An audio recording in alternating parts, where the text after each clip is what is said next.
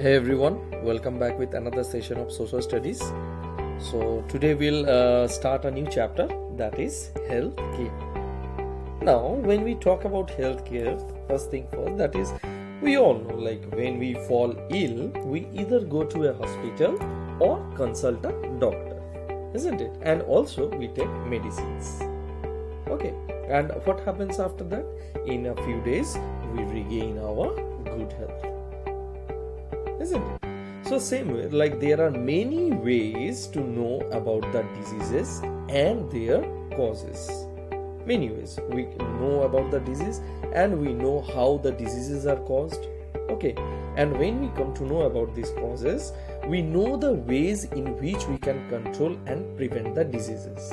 Like we know which medicine to take when we are suffering from fever, like we know which medicine to take when we are suffering from stomach upset, or if we don't know, we can go and consult to a doctor, and the doctor can prescribe us different medicines, and we become okay within 1 to 2 days. So basically, so for more like serious cases, like different actions, different situations takes place. Like we for all diseases we know their causes, and also we know how to control and prevent them. But in olden times, children, what used to happen? People used to think that diseases were caused by evil spirits, and they also believed that the diseases were the curse of God. However, if we see today, like we have learned about the causes and the remedies of the diseases also. Now, in today, we live longer and healthier than before, because in the ancient times such things were not there.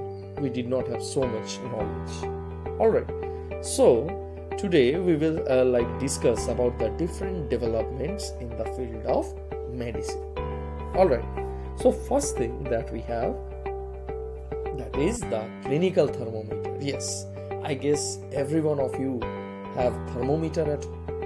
Like our parents check our body temperature when we are suffering from fever, high fever, isn't it? Like in olden days, what used to happen, the body temperature was judged by touching the body. Alright, by touching the body, they used to understand whether the body temperature is high or low. However, nowadays, we find clinical thermometer is in almost every house. This is called natural. So we use it when we feel fever. So this clinical thermometer, it tells the temperature of the body very accurately. Okay. So this thermometer, so think, who invented this thermometer?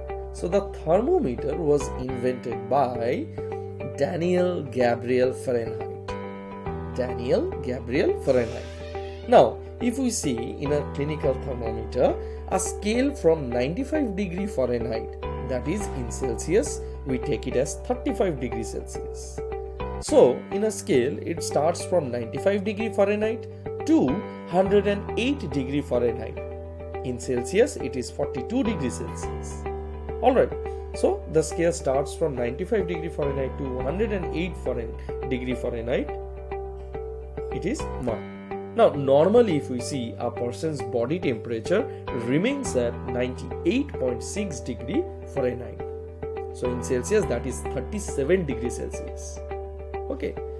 Now, if you see the bulb of the thermometer is put under the armpit or in the mouth to measure the temperature. So that way we can understand what is the body temperature. Okay. So nowadays, we also have mercury, analog, and also digital thermometers. Okay, so different kinds of thermometers came. Understood? Now, next we have, that is stethoscope.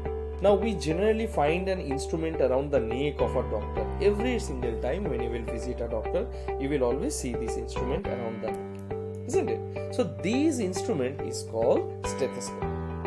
Okay, now it is an instrument that helps in listening to the sounds produced by the heart and lungs.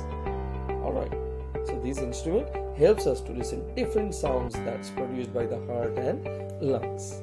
Now this stethoscope was discovered by René Laennec. Alright, and this person, he was a French doctor. You can see the brown color, this one. That was the earliest stethoscope that was made.